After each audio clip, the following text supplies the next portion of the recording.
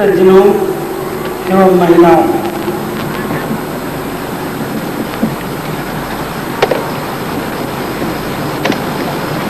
हमारे माननीय अभिलाष साहब ने आप लोगों के समक्ष एक कहानी सुनाई थी। उसी कहानी की पुनरावृत्ति से मैं अपनी दो बातें कहना चाहता हूँ।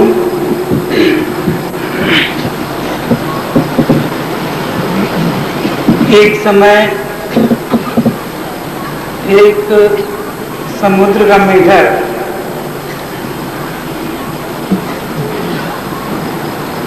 उछलते कूदते कुआं के मेढक के पास आ गया। कुआं के मेढक ने उसका सत्कार किया और पूछा, मेरे मित्र तुम आ कहाँ से रहे हो? समुद्र के मेढक ने कहा, मैं समुद्र से आ रहा हूँ मेरे मित्र। कुआं के मेढक ने पूछा, मित्र समुद्र कितना बड़ा होता है? उसकी लंबाई क्या होती है, चौड़ाई क्या होती है? कृपा करके मुझे बतला दो। ऐसा पूछते ही कुआं के मेढक ने एक छलांग लगाई। छलांग लगा के मेढक पूछता है, मेरे मित्र समुद्र इतना लंबा चौड़ा होता है? समुद्र के मेढक ने कहा, नहीं मित्र, समुद्र तो बहुत लंबा चौड़ा होता है। कुएं के मेढक ने दूसरी छलांग लगाई, क्या इतना बड़ा होता है मेरे मित्र? मेढक ने कहा, नहीं मित्र, तो बहुत लंबा चौड़ा होता है। कुएं के मेढक ने एक छोर से दूसरे छोर तक छलांग लगाई और कहा कि इतना बड़ा होता है मित्र? समुद्र के मेढक ने कहा, नहीं मित्र, वो तो बहुत लंबा चौड़ा होता है। कुएं के मेढक ने कहा, मित्र तब तो तुम बहुत झूठ बोलते हो। अरे भाई, इससे बड़ा और क्या समुद्र बड़ा होगा? मैं एक छोर से दूसरी छोर तक उछाल लगाते आ गया और तुम हर उछाल पर कहते हो नहीं इससे बड़ा है समुद्र, इससे बड़ा है। तो ये कुएं से भी बड़ा है। समुद्र से आए हुए मेढक ने हंस के कहा, मेरे मित्र तुम जीवन भर अगर इसी प्रकार के उछाल लगाते रहो तो समुद्र को नहीं समझ पाओगे। अब जीवन में केवल ऐसी उछाल लगाओ कि समुद्र के तट पर पहुंच जाओ और अपनी आंखों से देख लो कि समुद्र कितना संभवतः हम कबीर को और कबीर की वाणियों को भी इसी तरह से समझने का प्रयास करते हैं। हम एक उछाल लगाते हैं और सोचते हैं कबीर दार्शनिक, एक दूसरी उछाल लगाते हैं और सोचते हैं कबीर समाज सुधारक, एक तीसरी उछाल लगाते हैं और सोचते हैं कि कबीर चिंतक थे, चौथी उछाल लगाते हैं और सोचते हैं कबीर की वाणी का अर्थ इस प्रकार से होना चाहिए। जीवन भर हम उछाल लगाते रहेंगे तो कबीर को न समझेंगे, न कबीर की वाणी को हम समझ पाएंगे। अब जीवन में तो केवल एक ऐसी उछाल लगा दो कि जहाँ से कबीर आए थे वहाँ तुम पहुँच जाओ। तो कबीर क्या थे, उनकी वाणी क्या थी, तो सही सलामत हमारे समझ में आ जाए। जितने भी संत हुए उन्होंने जो भाव व्यक्ति की, जो भाव हमारे सामने व्यक्त किए, उन भावों से तो पूर्णतः हम अनभिज्ञ होते ही हैं। जब हम उन भावों से अनभिज्ञ होते हैं, जब हम उन भावों से अपरिचित होते हैं, तो किन शब्दों से हम उन भावों का अर्थ लगाएं, ये एक बड़ा ध्रुव प्रश्न हमारे सामने उत्पन्न होता है। आप तो किसी ग्रंथ की बात कहते हैं, चाहे बीजक की बात हो या अमरमूल की बात हो या अनुराग सागर की बात हो, उन बातों को, उन चौपाइयों को, उनके अर्थों को हम कैसे समझें? इन ग्रंथों को आप हटा दीजिए, आपके सामने स्टेज में साहब कबीर बैठ जाए और साहब कबीर उपदेश देने लगे तो उनके उपदेशों से भी आप उनके भाव का पता नहीं लगा पाएंगे। शब्दों से कभी किसी के भाव का पता नहीं लगाया जा सकता। बहुत से लोगों ने भाव को व्यक्त करने के लिए चित्र का भी सहारा लिया, लेकिन जो लोग उन बातों को नहीं जानते, नहीं समझते, जीवन में कभी देखा नहीं, जाना नहीं, समझा, वो चित्र के माध्यम से भी कभी नहीं समझ पाते। जैसा एक चित्रकार है, एक चित्र बना है, काली घटा छाई है, मोर पंख फैला के नाच रहा है, एक छोटी सी बालिका अपने पैरों में घुंघरू बांधकर दौड़ी चली जा रही है, बिजली चमक रही है और चित्र हमारे सामने है। चित्र में से किसी भी बात को, किसी भी वस्तु को हम नहीं जानते, नहीं समझते। आज तक हमने काली घटा देखी नहीं तो चित्र की काली घटा को हम समझेंगे क्या? हमने कभी आज तक बिजली की चमक देखी नहीं तो बिजली की चमक को हम समझेंगे क्या? आज तक हमने घुंघरू की आवाज कभी सुनी नहीं तो घुंघरू की आवाज को, घुंघरू को हम समझेंगे क्या? सारा का सारा वो चित्र का अर्थ का अनर्थ हो जाएगा। चित्रकार ने तो अपनी जानकारी से, अपने अनुभव से ये उसको व्यक्त किया है, लेकिन जब हम काली घटा को जानते नहीं, काली घटा हमने देखी नहीं, तो हम क्या समझेंगे? यही समझेंगे कि कैसा इसको चित्रकार है भाई कि ये काला काला ये कुछ भी पोत डाला है पेपर पर, पन्ने पर। बिजली की चमक हमने देखी नहीं तो कहेंगे ये चित्रकार कैसा अद्भुत है, काले काले रंगों में ये सफेद सफेद रंग का। मोर का नृत्य हम कभी जानते नहीं तो हम समझेंगे कि ये मोर कर क्या रहा है, और घुंघरू भी हम नहीं जानते तो हम समझेंगे कि ये चित्रकार कितना बेवकूफ है कि बालिका के पैर में बेड़ियां है और बेड़ियां बंधी हुई बालिका दौड़ी चल रही है। कैसा चित्रकार है भाई ये? तो जिन भावों से हम कभी गुजरे नहीं, जिन भावों को हमने अपने जीवन में जाना नहीं, समझा नहीं, उसका अर्थ हम कैसे लगाएंगे? मेरी समझ में चाहे कबीर हो, चाहे बुद्ध हो, चाहे महावीर हो, संसार के कोई भी महापुरुष हो, अगर उनकी वाणियों का अर्थ समझना चाहते हैं तो पहले हमको महापुरुष बनना होगा। बुद्ध की वाणियों का अर्थ समझने से पहले हमें बुद्ध बनना होगा। कबीर की वाणियों का अर्थ समझने से पहले हमें कबीर बनना होगा। महावीर की वाणियों का अर्थ जानने से पहले हमें महावीर बनना होगा। कृष्ण के गीता के अर्थ सही सही ढंग में समझने के लिए हमें कृष्ण बनना होगा।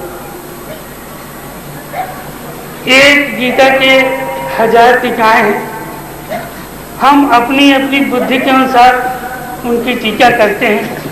एक ही गीता, एक ही श्लोक है और उसकी 1000 टीकाएं हैं।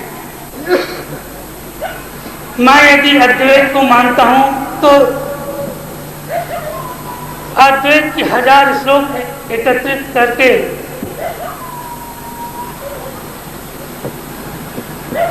कह दूंगा कि कृष्ण अद्वैत के मानने वाले थे। मैं यदि द्वैत के मानने वाला हूं तो गीता से हजारों श्लोक एकत्र करके कह दूंगा कृष्ण द्वैत के पक्षपाती थे। इस प्रकार हमारे मन में जो भाव है, हमारे हृदय में जो भाव है, उन भावों के रूप से हम हजारों श्लोक एकत्र कर लें, हजारों साखियां एकत्र कर लें और कह देंगे कि अमुक अमुक हो सकता है। अब सोचो जरा, अगर गीता के एक ही गीता के अगर 1000 श्लोक हो, एक ही गीता के एक श्लोक के यदि 1000 अर्थ हों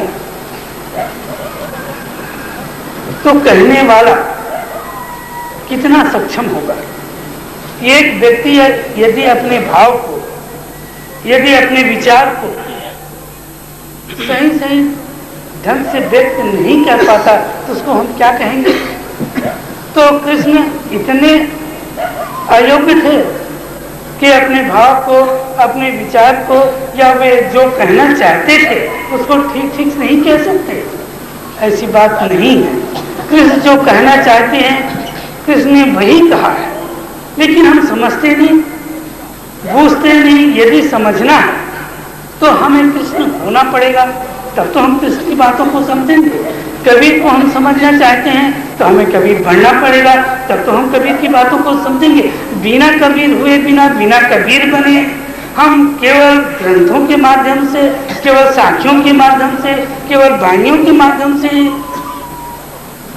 कबीर को समझने की चेष्टा करें तो मेरी समझ में बात तो नहीं आती कि हम कबीर को समझ पाएंगे। फिर मान लीजिए आज की दुनिया है, जिस दुनिया में सब कुछ नष्ट होना संभव है, आज कबीर के ग्रंथ हैं। मान लीजिए ऐसी घटनाएं घटी हमारे सामने कि सभी कबीर के सारे ग्रंथ नष्ट हो गए, तो क्या आज हम कबीर हमारे सामने नहीं होंगे, या कबीर हमसे हमेशा हमेशा के लिए जुदा हो जाएगी? क्या हो सकता है? और भी कोई दूसरा उपाय हो सकता है? हो सकता है, और वो उपाय है ध्यान का।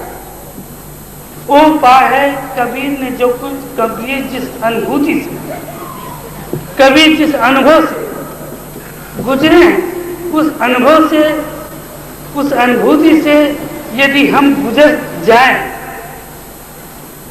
तो बात बन जाती है, तो हम कबीर को समझ सकते हैं।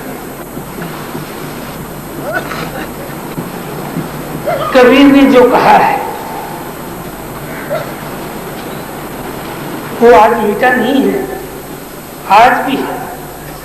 कहीं भी हो, आपके पृथ्वी में हो, चंद्रलोक में हो, सूर्यलोक में, किसी ग्रह में हो, किसी तारे में हो, है उनकी वाणी। यदि हम उसको पकड़ लें तो उसी वाणी को हम ठीक उसी ढंग से सुन सकते हैं, समझ सकते हैं। आज देखेंगे आपके सामने रेडियो है, दिल्ली से प्रसारण होता है और हम यहाँ बैठकर संगीत सुनते हैं। आज से 100 साल पहले जब रेडियो का आविष्कार नहीं हुआ था, तब क्या ध्वनि की तरंगे नहीं प्रसारित होती थी? तब क्या उस समय ध्वनि की तरंगे दिल्ली से आपके पटना तक नहीं आती थी? तब भी आती थी, लेकिन जरूरत थी एक ऐसे यंत्र की जो उस आवाज को ग्रहण कर सके। जब यंत्र का आविष्कार हो गया, यंत्र ने उस ध्वनि को पकड़ लिया, तो हम दिल्ली की आवाज को पटना में सुनते हैं। अगर जिस दिन ऐसे यंत्र का आविष्कार हो जाए कि दूर ग्रहों में फैली हुई आवाज की तरंगों को भी ग्रहण कर सके, तो साथ ही कभी वाणी को भी हम सुन सकते हैं। और ध्वनि की तरंगों से भी ज्यादा सूक्ष्म तरंगे होती हैं अनुभव की तरंगे, वो कभी मिटने वाली नहीं होती। साहब ने जो अनुभव किया है वो अनुभव नष्ट नहीं हुई, आज भी है, केवल एक आवश्यकता है यंत्र की। यदि यंत्र का आविष्कार हो जाए तो उन अनुभव की तरंगों को भी हम प्राप्त कर सकते। या आध्यात्मिक तल पर यदि हम अपने जीवन की गहराई में डूबे, अध्यात्म का अवलोकन करें, तो हम उन अनुभूतियों से गुजर सकते हैं। जब हम उन अनुभूतियों से गुजर सकते हैं तो ठीक ठीक हम कबीर को समझने में सक्षम होंगे। अन्यथा तो मैं नहीं समझता कि और कोई मार्ग होगा जिससे हम कबीर को या बुद्ध को या महावीर को या कृष्ण को या संसार के किसी भी महापुरुष को समझने में हम सक्षम हो सकेंगे। साहब कबीर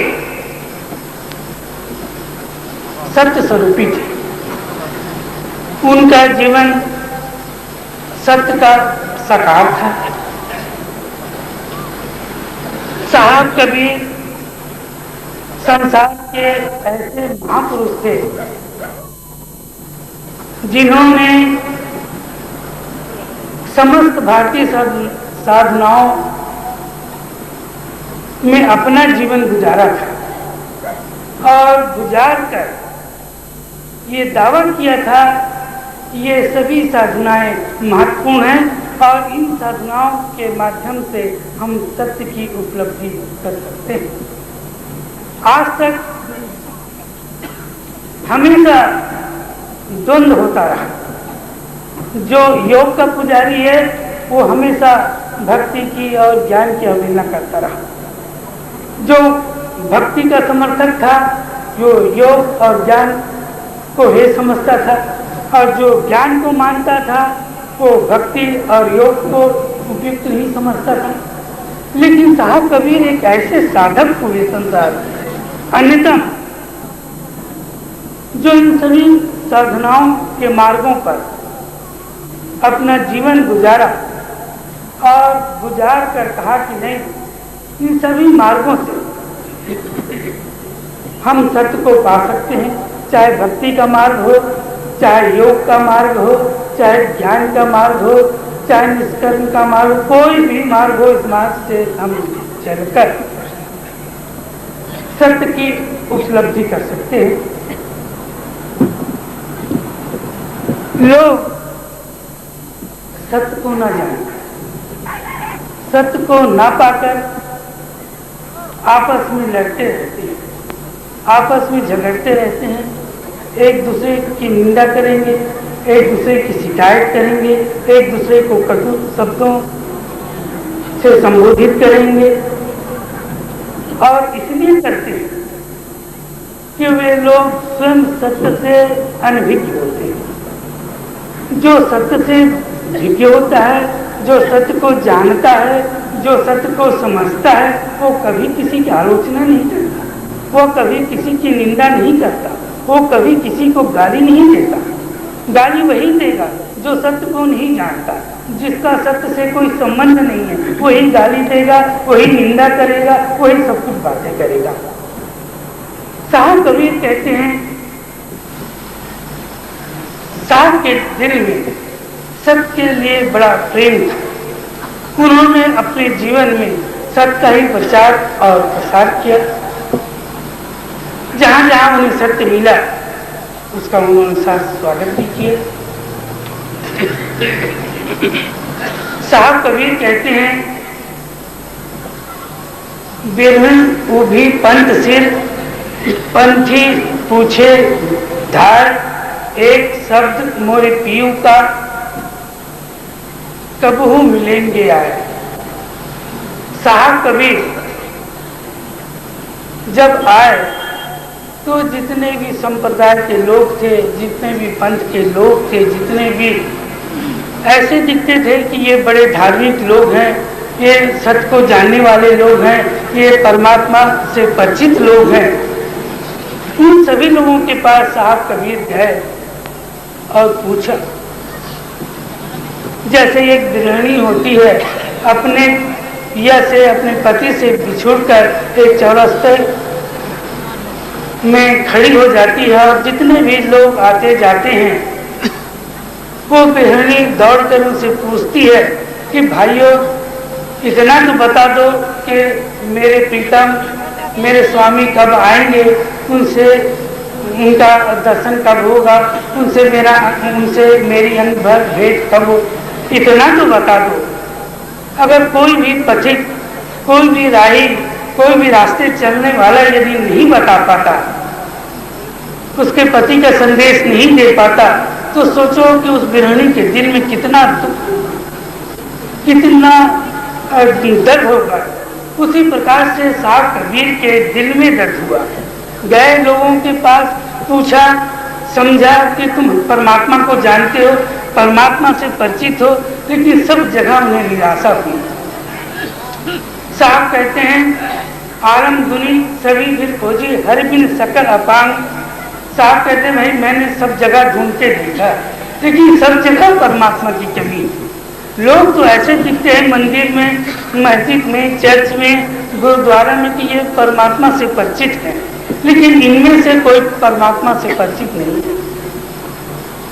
लगता तो ऐसे है कि ये लोग बड़े धार्मिक लोग हैं, लेकिन सच तो ये चित है, लेकिन इनमें से कोई परमात्मा से परिचित नहीं है।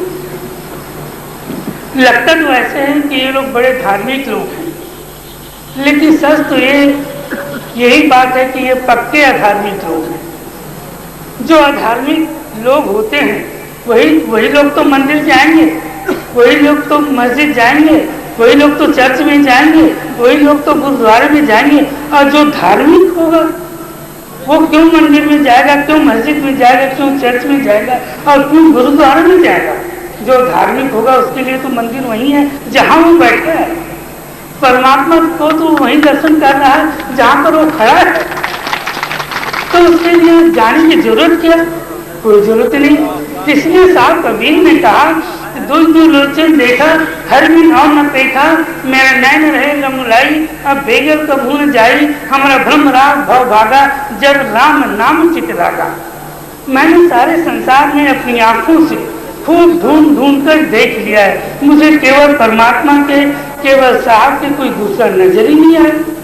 तो जब सारे संसार में परमात्मा ही नजर आ रहे हैं, तो उसी परमात्मा के लिए मंदिर बनाने की, मस्जिद बनाने की, चर्च बनाने की, गुरुद्वारा बनाने की क्या जरूरत है? कोई जरूरत नहीं। इसलिए साहब कबीर ने कहा कि इसकी जरूरत नहीं। जो धार्मिक पुरुष है वो सारे संसार में परमात्मा को देखता है, तो मंदिर और मस्जिद में जाने की जरूरत नहीं। ये जितने भी जाते हैं सब के सब अर्थ लोग, और ऐसे लोग हैं। साहब ने कहा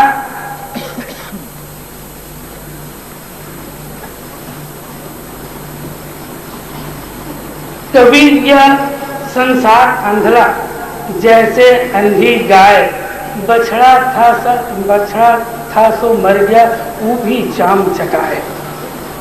साहब कबीर कहते हैं कि ये संसार ऐसा अंधा है जैसे अंधी गाय होती है। कभी कभी होता क्या है कि दूध देने वाली जो गाय होती है उसका बछड़ा बीत जाए, उसका देहांत हो जाए तो दूध देना बंद कर देती है। तो जो ग्वाले होते हैं, दूध दुहने वाले होते हैं, बड़े होशियार होते हैं, चालाक होते हैं। तो जो बछड़ा मर जाता है तो उस मरे हुए बछड़े में भूसा भर देते हैं या कोई रासायनिक पदार्थ भर देते हैं और उसको गाय के सामने खड़ा कर देते हैं। वो गाय सोचती है कि मेरा जो बच्चा है वो जीवित है, इसलिए उसको चूमती है, चाटती है और दूध देती है। साहब कबीर कहते हैं कि ऐसे ही ये संसार अंधा है। संसार को जहां से कुछ नहीं मिलना, जो कर्म मृत प्राण, जिनसे उनको जीवन कभी मिल नहीं सकता, जिनसे उनका कल्याण कभी हो नहीं सकता, जिनसे उसे कभी जीवन में रस प्राप्त नहीं हो सकता, उन्हीं कर्मों को संसार ये चला चला। ये तो वैसे ही अंधा जैसे वो अंधी गाय।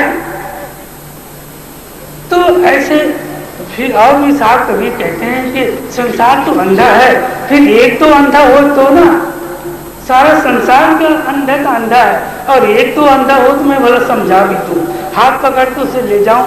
लेकिन जब पूरा का पूरा संसार अंधा है तो उसको समझाना जरा मुश्किल की बात है। तो साहब कबीर कहते हैं कि ये कोई धार्मिक व्यवहार नहीं है। जो परमात्मा है वो तो स्वतः के प्रयास से जाना जाता है। साहब कबीर कहते हैं जिन ढूंढा तीन पानियां, गहरे पानी बैठ, मैं बौरी डूबन डरी तो रही किनारे किनारे बैठ। जिन्होंने अपने जीवन में परमात्मा की खोज की, साहब की खोज की, उन्होंने अपने जीवन में परमात्मा को पाया। जिन्होंने खोज नहीं की वो परमात्मा को अपने जीवन में कैसे पाएंगे? मैं एक बात कहना चाहता हूँ, कहने में तो जरूर टूटांग सा लगता है, लेकिन उसके लिए मैं क्षमामंत भी हूँ। मेरा विचार है, जैसे इस साखी का अर्थ है कि जिन ढूंढा तिन पाए, जिन्होंने ढूंढा जिन्होंने खोज की उन्होंने पाया। जब आपको अपने जीवन में खोज करके परमात्मा को पाना है तो आपको कबीर से क्या मतलब है, आपको बुद्ध से क्या मतलब है, आपको कृष्ण से क्या मतलब है, आपको जीसस से क्या मतलब है, कि आपको महावीर से क्या मतलब, कि आपको दुनिया के महापुरुषों से क्या मतलब है। इन महापुरुषों की वाणियों से आपका कल्याण हो जाए ऐसी बात तो नहीं है। उनकी वाणियों से, उनकी वाणियों को पढ़कर, उनकी वाणियों को सुनकर, उनकी वाणियों को अध्ययन करके आप परमात्मा को प्राप्त कर लेंगे, ऐसा हो सकता है, ऐसी बात तो नहीं। वो तो अपने जीवन को तो दांव पे लगाना होगा, अपने आप का संपूर्ण समर्पण करना होगा, तब तो परमात्मा मिलेगा। किसी की वाणी को सुनकर, किसी की वाणी को पढ़कर तो नहीं मिलेगा। साहब का एक अच्छा पद, समय ज्यादा नहीं हो रहा है, साहब का एक पद है, बड़ा अच्छा पद है। साहब कबीर कहते हैं, पड़ोसी मांगे कंठ हमार, बौरी कंठ क्यों मिल ही उधार। साहब कबीर कहते हैं कि मेरा जो पड़ोसी है, मेरे पड़ोस में जो रहने वाली महिला है, वो मेरे स्वामी को, वो मेरे मालिक को उधार मांगती है। ऐसा कभी सुना है आपने कि कोई महिला, कोई नारी, कोई सुहागिन अपने पति को किसी को उधार दे दे? कभी ऐसा नहीं होता, कभी कोई देने के लिए तैयार नहीं होता। साहब कबीर कहते हैं कि तू कैसी बावरी है, तू मेरे स्वामी को, मेरे पति को तू मुझसे ही उधार मांगती है, और तू श्रृंगार करके बैठी है, ये हाथों में चूड़ियां, मस्तक पर कुमकुम, ये बालों में तेरा गजरा, आंखों में कजरा, ये सब कुछ जो तू सर धर कर बैठी है, तो उधार पति के लिए तू मुझसे पति चाहेगी, और तू मुझसे पति लेकर तू ये श्रृंगार करके बैठी है, तो ये तेरा ये केवल बावरापन है। तो कोई नारी अपनी पति को देने के लिए तैयार नहीं। आगे साहब कबीर कहते हैं, कहने का मतलब साहब का ये कि दुनिया में कभी कोई अपने पति को, अपने मालिक को कोई देता ही नहीं। जब हम अपना पति पाते हैं, कोई किसी नारी का जब विवाह होता है तो उसका पति मिलता ही है। जब वो स्वयं अपना पति पाती है तभी तो सुहागिन होती है, कि दूसरे के पति के आधार पर कोई सुहागिन होती है, ऐसा तो नहीं होता। तो जब हम अपने जीवन में परमात्मा को उपलब्ध कर लेंगे तभी तो हम सुहागिन होंगे, तभी तो हम कहेंगे कि हम परमात्मा को जानते हैं, या किसी से दूसरे से उधार मांगकर कहेंगे कि हम सुहागिन हैं। बुद्ध से उधार मांगेंगे हम, कबीर से उधार मांगेंगे हम, महावीर से उधार मांगेंगे हम, जीसस से उधार मांगेंगे हम, कृष्ण से उधार मांगेंगे हम, किससे हम अपना पति उधार मांगेंगे? अरे भाई, अपना पति तो हमको स्वयं प्राप्त करना है। यदि नहीं प्राप्त कर सके तो हम सुहागिन होंगे कैसे? सुहागिन होने का कोई मतलब है भी नहीं। तो साहब कबीर कहते हैं कि पड़ोसी मांगे कंठ हमार, और ये पड़ोसी तो कैसी बोरी है जो मेरे कंठ को मांगती है। आगे कहती है,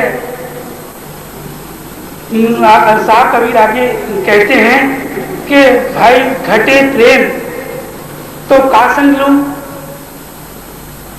यदि मेरा प्रेम घट जाए। लकड़ी काट कर आया था, उसने भी बात सुनी कि भाई कोई संत आए हैं हमारे ग्राम में, तो उसके दर्शन कर लें। तो लकड़हारा अपना गट्ठा पटका वहीं और दौड़ा गया संत के पास और दंडा शरण हुआ, निवेदन किया, महाराज मुझ पर दया करो, मैं बहुत दुखी हूँ, मैं बहुत बंधन से जकड़ा हुआ हूँ, कोई ऐसा रास्ता बताओ, कोई ऐसा मार्ग बताओ जिससे मुझे छुटकारा मिल जाए। संत जी ने कहा, तुम सचमुच में दुखी हो, तुम सचमुच में छुटकारा चाहते हो? व्यक्ति ने कहा, महाराज यदि मैं सचमुच में छुटकारा नहीं चाहता, मैं दुखी नहीं होता तो आपकी शरण में आता क्यों? मैं सचमुच में दुखी हूं, छुटकारा चाहता हूं। संत जी ने कहा, ठीक है, तो मैं रास्ता बतलाता हूं। देखो मेरे सामने एक गुफा है, उस गुफा में जाकर बैठ जाओ और 3 दिन तक केवल तुम यही सोचते रहो कि मैं भैंस बन गया, भैंस बन गया, भैंस बन गया। दूसरी बात सोचना ही मत।